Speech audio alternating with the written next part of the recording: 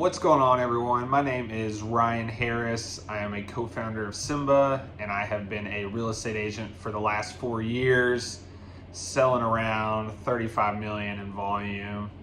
And today we are going to be talking about the popular and the becoming even more popular escalation clause. Everybody's using them right now. Everybody's talking about them. So we're going to be talking about what is it, what are the pros of it, because there are a lot of pros, but also what are the cons, because believe it or not, there are some cons that people don't always think about when they use these things. This is going to be a great video. Can't wait to get started. Let's go. All right, so first thing, what exactly is an escalation clause? So an escalation clause is when your buyer or the purchaser agrees to pay a certain amount above the next highest offer that the seller receives. So for example, let's say you want to start an offer on a house at $300,000, but you have a cap on that offer at $320,000.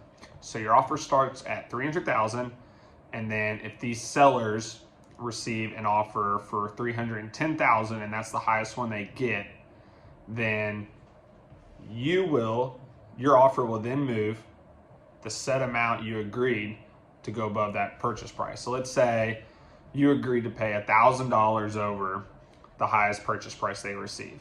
So they got that $310,000 offer. Your $300,000 offer would then go to $311,000. So that's the basics of it. There's a lot of ways to explain it, but basically an escalation clause gives a starting price for your buyer just so they don't have to start out all the way at the max they're willing to pay. But if that's what it ends up taking because they get a bunch of offers, then that's where it goes to. And obviously the market's crazy right now. It's a seller's market, so buyers are using these like crazy and agents are using them right now more than ever. So it is very important to understand them and know when and when not to use them.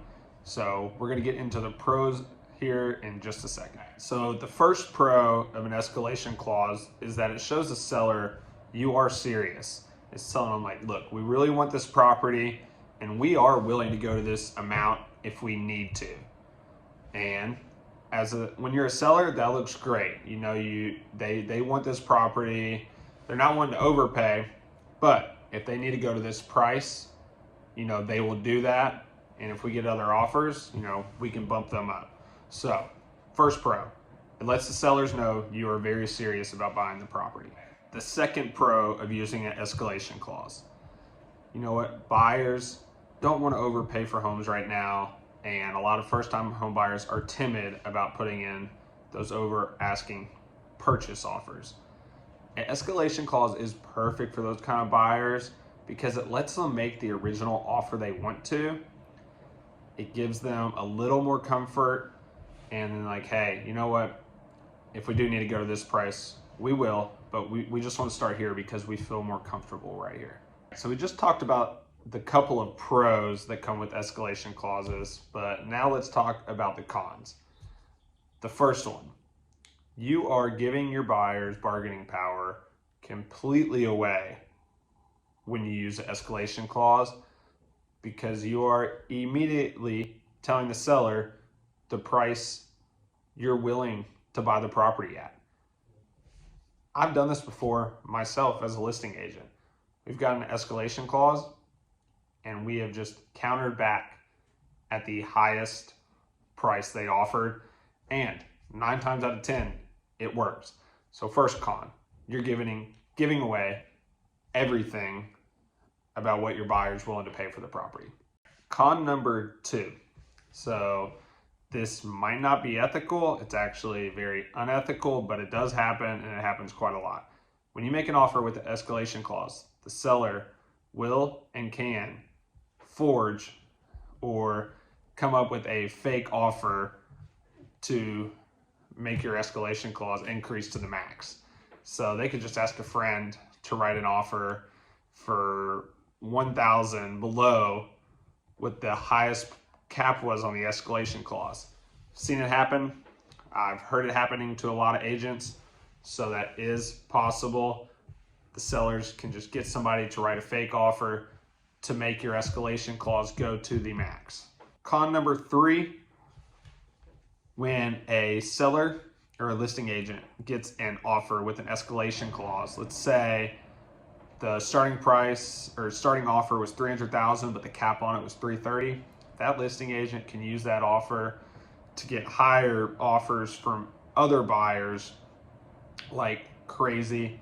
They will do that. They do that, and any listing agent will do it. So those are 3 major cons of an escalation clause that you need to know about and you need to inform your buyers about when they want to use one. After hearing a couple of those pros and a few of the cons, it's up to you to decide if your buyers want to use it. Well, it's really up to your buyers to decide if they want to use an escalation clause, and it's your job to inform them of these pros and cons. So just make sure you do that, and maybe your buyers still want to use it, but if you're asking me personally, not the biggest fan of them, but I'll say I've used them before and still do use them when people want to, but I definitely think the cons outweigh the pros. And to close this out, once again, Ryan Harris, co-founder of Symba. Symba is an effortless CRM that also automates taxes and makes accounting really easy for real estate agents. So go give it a shot. It's available in the Apple App Store or on the Google Play Store. That's Symba, SYMBA. And give us a follow on social media as well. That is Get Symba on all of them. We have really good socials, and if I advise you to follow any of them, follow our TikTok. We engage with a lot of other real estate agents on there, and it's just a fun platform to be on. So thanks for watching, and I hope you can use this to your advantage. Cheers.